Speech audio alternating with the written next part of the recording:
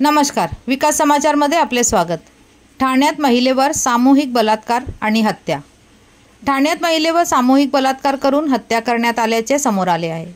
आरोपी मंदिराचे पुजारी आणि सेवक यांनी महिलेला गांजा घातलेला चहा पाजला आणि नशेत असताना तिच्यावर लैंगिक अत्याचार केला। सकाळी तिने चौकशी केली असता तिची हत्या करण्यात आली। ठाण्यातील शीळ डायघर येथे 30 वर्षीय महिलेवर बलात्कार करून खून केल्याप्रकरणी पोलिसांनी तिघांना अटक केली आहे। पतीसोबत भांडण झाल्यानंतर महिलेने घर सोडून मंदिरात आश्रय घेतला होता।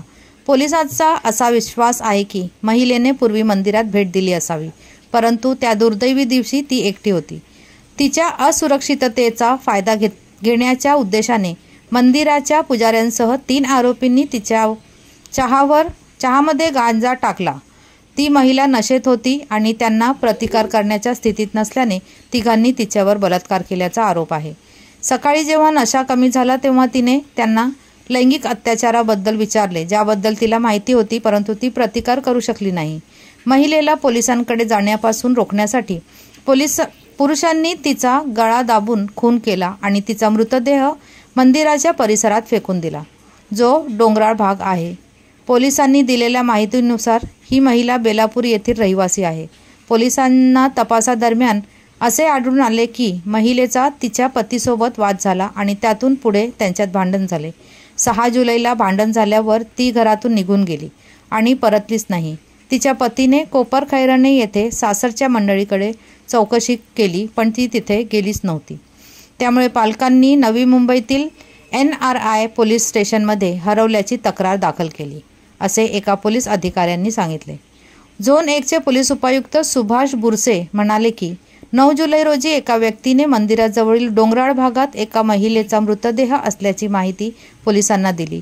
शीळ डायघर पोलिसांचे आमचे पथक घटनास्थळी पोहोचले आणि त्यांना महिलेचा मृतदेह सापडला।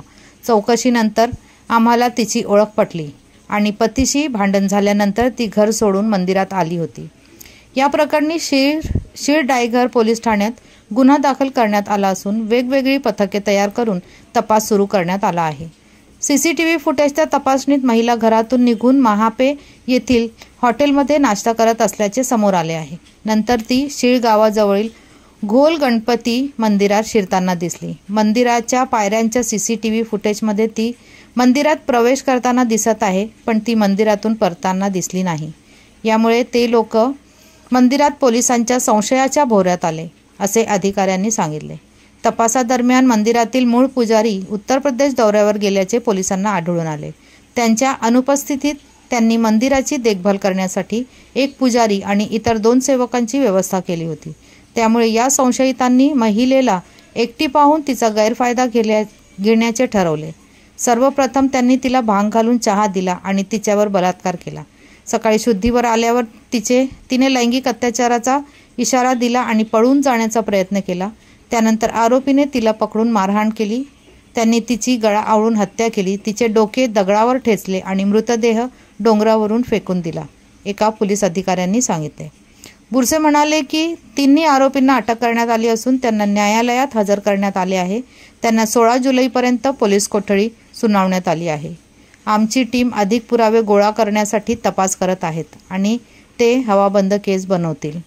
पोलिसांनी सांगितले की राजस्थानमधील श्यामसुंदर शर्मा वय 62 वर्षे, संतोष कुमार मिश्रा वय 45 वर्षे आणि उत्तर प्रदेशमधील राजकुमार पांडे वय 52 वर्षे अशी अटक करण्यात आलेल्या संशयितांची नावे आहेत।